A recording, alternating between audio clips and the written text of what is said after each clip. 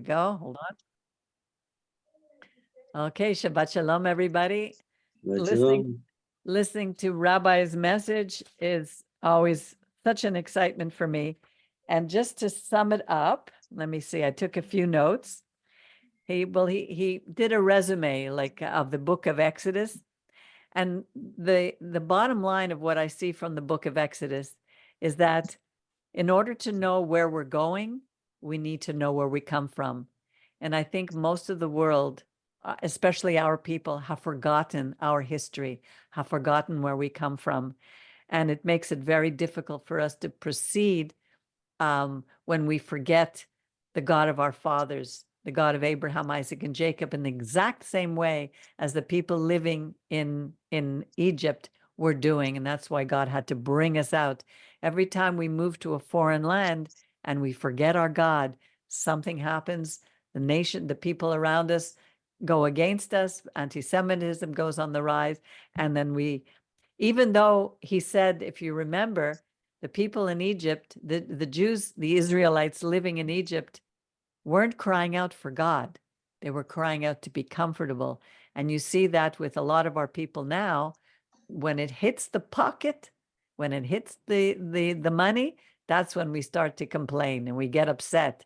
And that's when we start, what's happening? We get upset. Where's God now? But usually they don't cry out for God. And he said, why did the Creator put his eyes on Moses? And I remember asking myself and thinking, why has God put his eyes on me? What in me, what qualities in me do I have that are usable for the Creator? And Rabbi Percy mentioned two of them. That's extremely important. The first one is humility. And it allows us to be teachable. When we think we know everything, then we're not teachable. And the other one is obedience, because you can know everything. You can be humble, you can be but unwilling to be available, unwilling to be responsible, unwilling to do what we're called to do. And he said 7 times that phrase was used. To tell you the truth, I went and I looked it up and I found it 9 times, but I don't want to correct Rabbi Percy because, but he always said, I'm open if I make a mistake, just like me. I make mistakes all the time. But I read it 7 times that whatever God commanded Moses to do, he brought it to the people and they did. They did it. And then God blessed, and God was happy with Moses, and Moses blessed the people. So we need to continue to do that. It's not how much we know, it's what are we doing with what we know. I know there's people who've come and they take notes and notes and notes, and they're filled up to here with knowledge, and they do nothing. That's not impressive for God.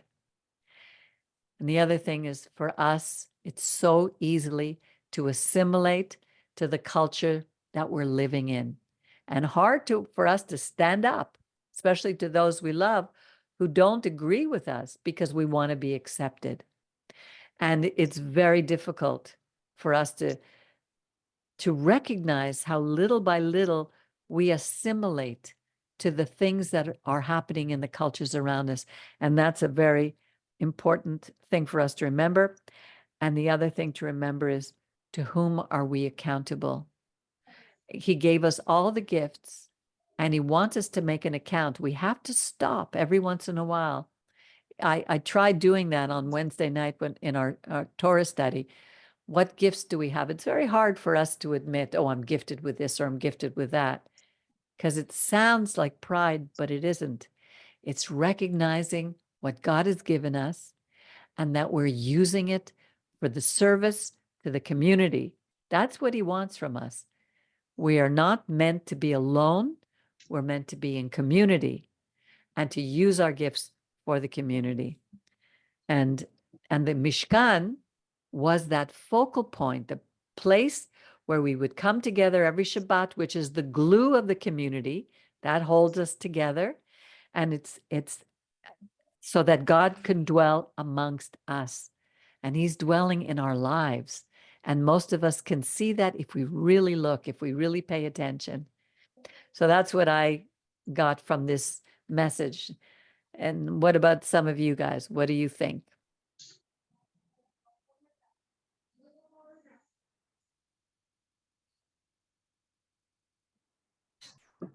I'm agree for what you're saying, Peggy. Yesterday I was, reading some commentary, and this person was talking about what Rabbi Sachs used to say about this portion. Okay, I'm gonna read it.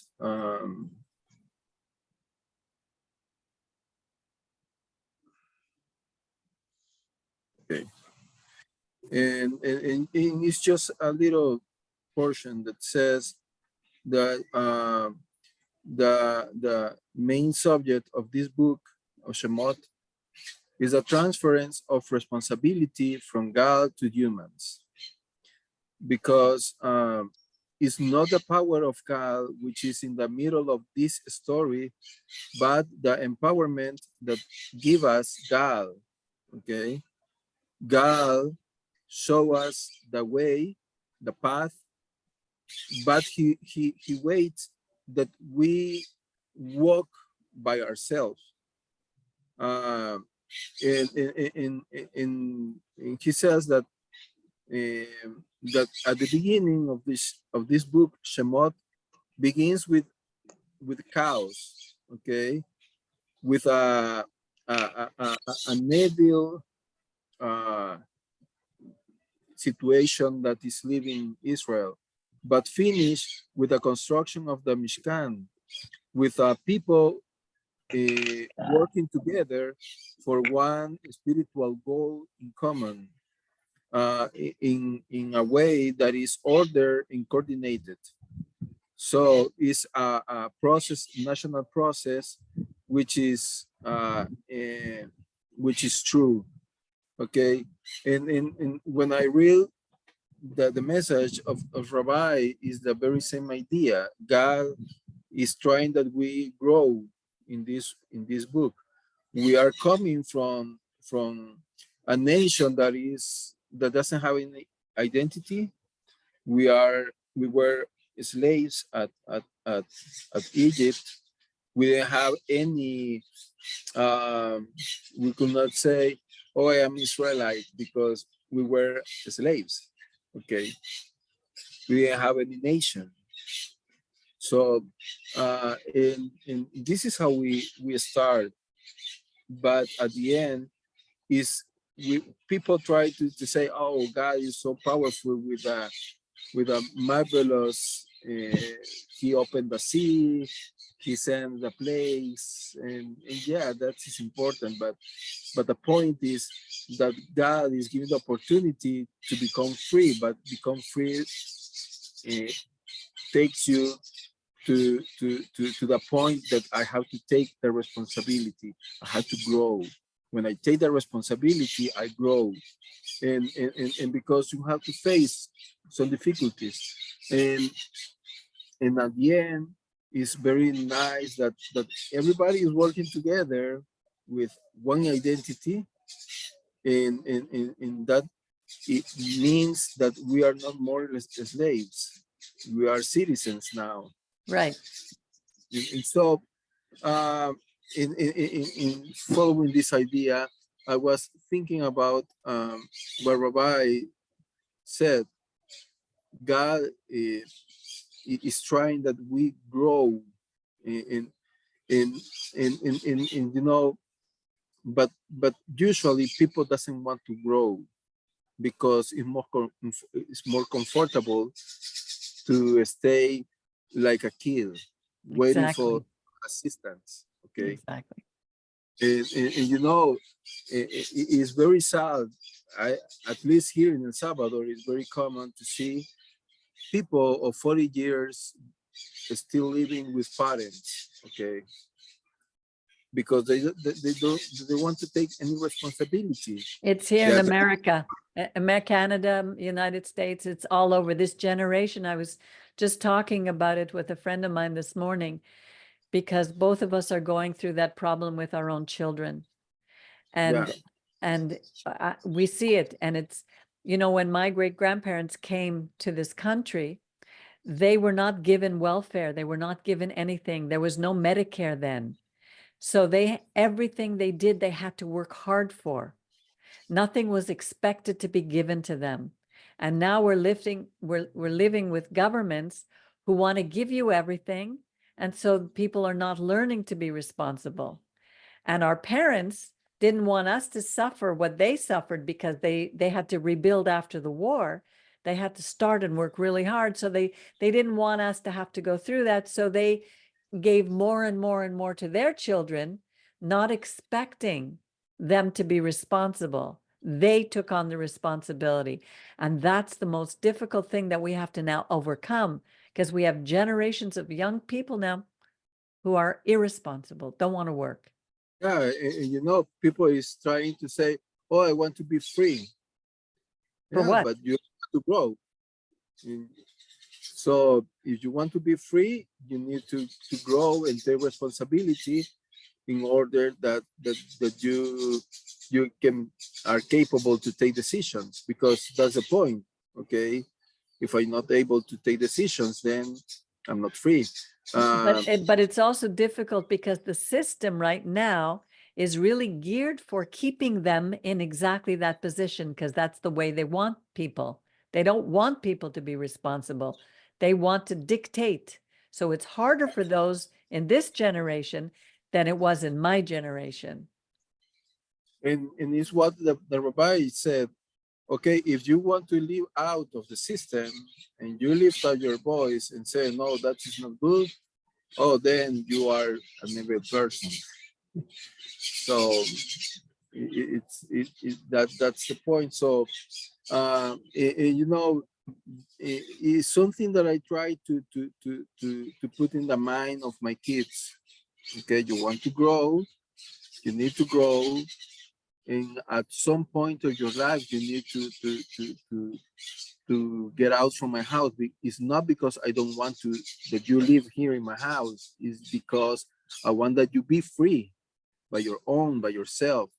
Um, yeah, but the point is that people doesn't want, as you mentioned, to suffer, because to grow means to suffer. Right now, for example, my kids are growing, and I couldn't remember that when I was growing. I remember that some of my junctures, uh, I had pain. Yeah, Because your joints become painful because growing pains. Exactly. in your muscles as well is growing, so you feel some pain, and then you feel uncomfortable. But it's the very same with your own life. You need to grow, you have to expand. So some pain you need to receive. In but for me, people just want to have everything just because I have a very pretty face. And so that doesn't work like that. And that is also for a spiritual, okay, freedom. We need to be responsible. And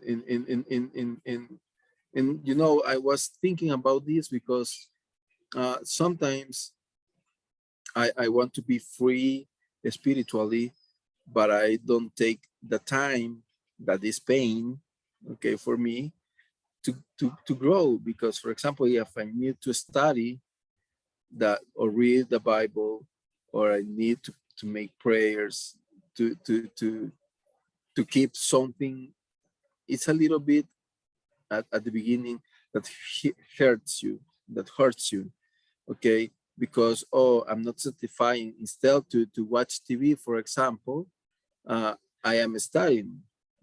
So instead to come and rest, I have to give, for example, a class, things like that. Or even spiritually, to grow, you need, for example, to make service to another person. Okay, because when you decide to say, oh, God loves you, yeah, but God loves you is very easy. How do you demonstrate that? That's the point. God demonstrates his love through us, to all people. So sometimes it's a little bit painful to say, oh, I'm gonna take some money from my pocket and give to somebody, for example, or to buy something thinking about this person. Okay, I'm gonna bring them some fruits, I don't know. And that is, it's a little bit pain. For some persons, yeah, it's good. And they say, oh no, that's not. But there is always a point, okay, that makes you uncomfortable. In because sometimes you say, oh, I have 3 years or 4 years to give in this person and never say nothing to me, or thank you or thank me. So what is your motivation? Okay. What are our motives? Why are we doing something? To please others, or because we really have a heart to do it? Yeah, and so that is something that we need to deal, and it's very constant, okay, because in this world, I believe that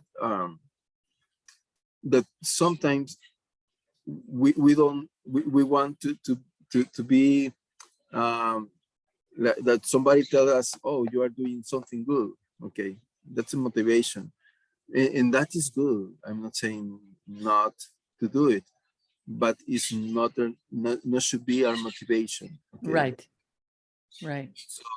And that's it.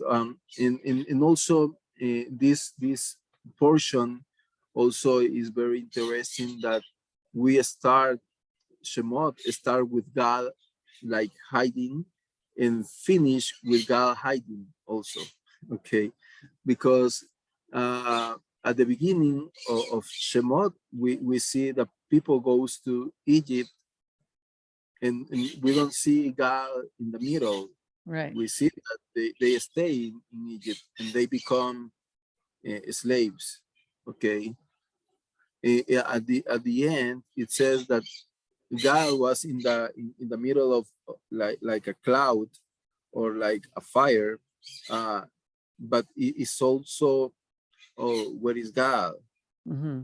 So and that's is something that really happened to us, because there is time in our lives that we don't see God, but God is there.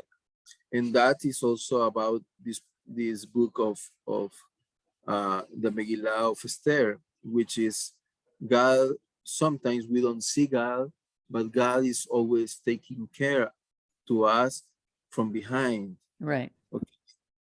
Sometimes we don't know exactly what happened, and from what he saved us, until many later years probably, that we know, oh, that happens to us. So and that is part of growing, because you don't see God, but you know God is there. Okay. Right. So and I want to share that also. As young parents of young children, of young people, I can tell you, because I have grown children now, how important it is to allow them, even though it hurts us in the moment as parents, to allow them to experience the consequences of their choices. If we always go in and save them, or we tell them to do something and they don't do it, and then we go in and do it for them, they will never learn. We have to allow our children to grow that way. Yes, Angel. Yes, I took notes like you. Good. And it's you know, if you ask yourself, you ask, okay, um, why would the Creator had the need to send a man like Joseph, like Moshe, like King David, like Prophet Eliyahu, or even Yeshua? Why will, if let's say that Israel was being obedient, you know. It was, Right. doing the service, serving. And as you can see, all these men on this each particular time in history, on the history of Israel, there was big things going on, things Yes. that, there. So why will the creator do that? Because remember that these men, like for example, they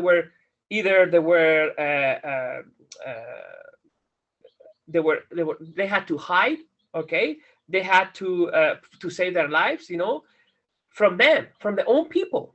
They had to once they were some prophets were killed by their own religious in charge, Right. of the. So now you're trying to ask yourself, trying to understand why the creator will do things like that. So now, What do you think? so if Israel was following the creators and being obedient, the creator, I was following the creator and being obedient, there was no necessity to send all these people, right?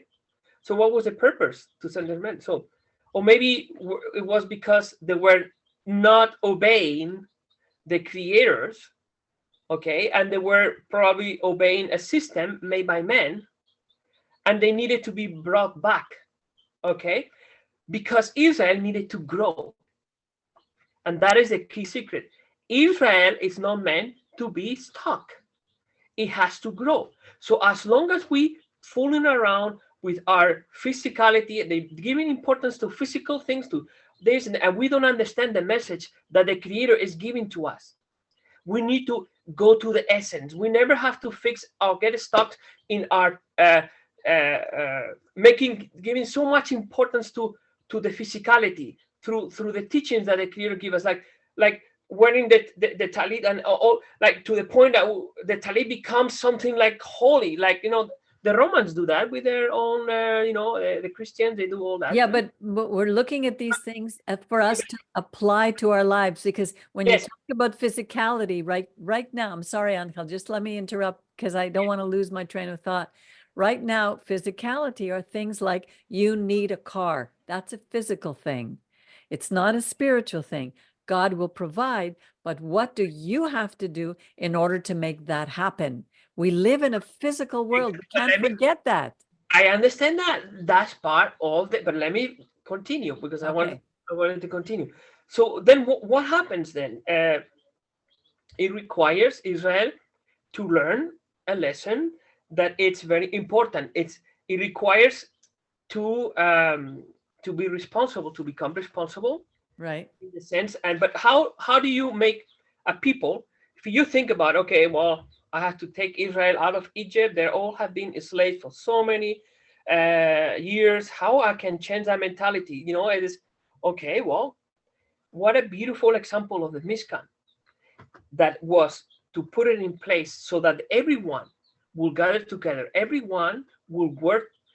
There's some that will have gifts, but they all will. So in order to change that mentality, but the introduction of the Mishkan, okay, it was to elevate the Israel's consciousness to understand that the spirit that dwells in every one single one of them, okay, and that once that they are aware of it, that you realize the responsibility of carrying his presence. Then Israel had to carry the Mishkan everywhere they go. Right. Understanding that responsibility, then, and the importance of listening always to spirit, to the creator. Right. And obey it. Right. Now, this is represented by the tablets of the Ten Commandments. Right. Okay. And it's the commandments, the Ten Commandments or instructions being kept. Remember that, being kept inside where? Of the ark. And the ark was inside where? Of the Mishkan. Right. The same thing. We are the temple. We have in our heart what is our being. We need to keep that awareness. We need to keep that consciousness. That exactly. have this responsibility of having part of the creator on us. the Spirit who lead us. Now, and if you look also, you look at how this was taught by the Creator, it is amazing when you see it. It's in order to teach Israel about the responsibility to be he had to make, okay, sorry, to be participant, everyone had to become involved by either gathering gold, bringing silver, gold, resources, working and building, which makes that, what a beautiful way of teaching responsibility and a way of doing it. Even you don't understand, but when you keep doing it, you say, what am I doing this? You start thinking, and this is when the consciousness kicks in, and you say, well, and you start to understand, you start to see the purpose of that. No, so everything that through all this was to teach us through physicality, okay, Yes. how the kingdom, how the Spirit, in us that we have, we need to act the same way. It works the same way, but Exactly. through a way of physical. I need to understand. Yes, exactly. So now, when also I wanted to say about the humility and obedience, and how it was important for Israel to be obedient. And you can be humble, and you can be obedient, and you can be responsible. Okay, but Israel was obedient to the Pharaoh, and he was responsible because he needed to do some task for the Pharaoh. If they were in trouble. This is a slavery mentality. You know what I mean? In the sense, my point is, like, you can be obedient in the wrong way, in Yes. the wrong aspect thing. Of course. So how do you? And the problem is, well, we keep doing it, and over and over and over and over, we get to the point that we become so we believe that this is a real the reality, and this is the way how things have to be done. Right.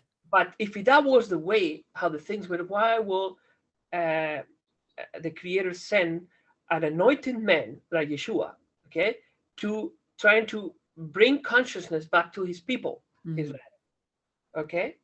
When they were serving in the temple, they were doing everything according to the legalistic laws of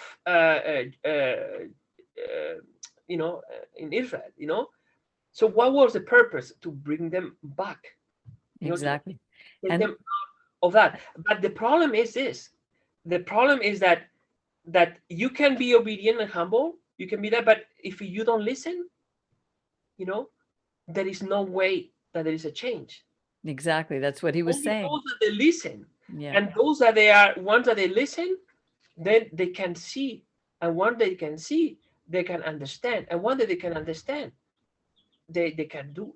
Exactly. That's what we have to apply those stories to our lives. We are the ones today who are walking in the footsteps of Yeshua, who are walking in the footsteps of Moses. We need to be those people to bring in the healing of the world, the Tikkun Olam.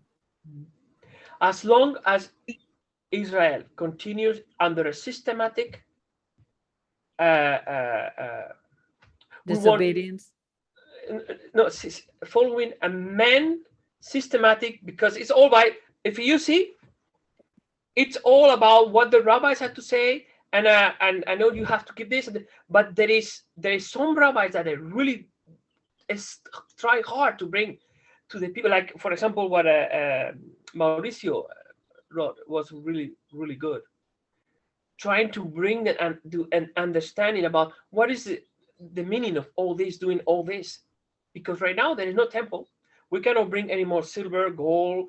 We can, what was the purpose of all of that? That represents us and our gifts, because he's dwelling among us. Voila. So Yeah. through that, but you teach this in this way to the kids when they're starting. They don't know. But when you're an adult, we need to continue. We need to search for beyond what we already have learned. Yeah. So we- Angel, let's Oh, this- let Miriam give her opinion, because then we're going to close, because we're I going. think quick. I'm forgetting what anyway, I just want to say that all of this, everything you said, Angel and Peggy and Mauricio and all of you, it's really wonderful and true. And I just, to knit, I find that this portion and what Rabbi said, etc., knits together the physical and the spiritual, exactly like what you're saying, what we are, our heart being, the tablets in the Ark. tabernacle, like all of that. But we have to also remember, I just wrote something, with all of this, we have to remember that we're still human. And I've always said this, and I say this a million times, it's so true. Obedience doesn't mean, obviously, doesn't mean perfectly obedient. And our motives, if we fight too much with our motives, we start to become too, Okay, just one speaking second, like- Miriam. We're going to say goodbye to Mauricio. Thank you, Mauricio. Have a Thank Shabbat you, Shalom. Mauricio. Bye, Okay. Mauricio. Bye. He's got to go. What up? Okay. So, No, I'm just going to say, we have to remember we're human. And if our motives are sometimes mixed, but we are obedient, you can have mixed motives. And you're saying, like, when you do this for somebody, as part of it, for you to make yourself feel good or whatever. Even if there is partly that, just say, okay, let it go and do it, because you want to be obedient and you want to help that person. So, because it can very easily spill into self-righteousness. So I'm saying everything is a balance. And that's what I think this portion is about, balance. And even just quickly, I'll say, the other day, Peggy, I was talking to you about, in some ways, we are alone, really alone. We cannot know another person fully, only God can. So I think that's also the reason for, we need we need a temple, we need a community, we need a building, whatever it is. It helps us to get centered in our times when we feel we're really alone. well, we don't need it. Really, We don't need a temple. Yeah, but No, I don't mean. We need no, What I community. mean is we need a community. We need a community. yes, And- because we complement each other. And when we are all together, remember, we are a little piece of God. When we all gather, we are powerful, because Amen. a bigger, portion of the Creator. But now, Miriam, do you know that Yeshua was human? Of course. When you always come with this saying of, yeah, but remember, we are human and we understand we are not perfect, but we are growing, Yeah. we make mistakes. Yes, of course. We are not perfect, we make mistakes. But if you only knew, if you know how Yeshua, what he represents and show to us, what is the likeness and image of the Creator walking on this planet as a human in the physical body of a human and doing all that he was capable to do, that is the image of what human you have to change in your mind and put it in. Okay? When you are in close relationship with the Creator, which means your consciousness is the consciousness of the Creator in you, living in you. You will make the miracles. I am telling you, everything that Yeshua did, the disciples did, most of them. Okay? Healing people that they were sick, they were healers. The first healer, one of the first healers, they were healers already, but I mean, the ones that they started to heal the people. And that is what, once that the consciousness of God is in you, the Spirit of God exalts above the body, the human body, and it start acting in the power way that you cannot understand you have to understand how the spiritual works. Yes, you're speaking to people who understand that. I know, but you get my point, right? Yeah. So But what we want to hear because, from you because is we how are like, I'm not gonna be able to do this. Yes, we are limited sometimes, okay? Because we create those limitations. Yes. If we say that we are not good, we're not gonna ever be good. But if we focus, That's our journey.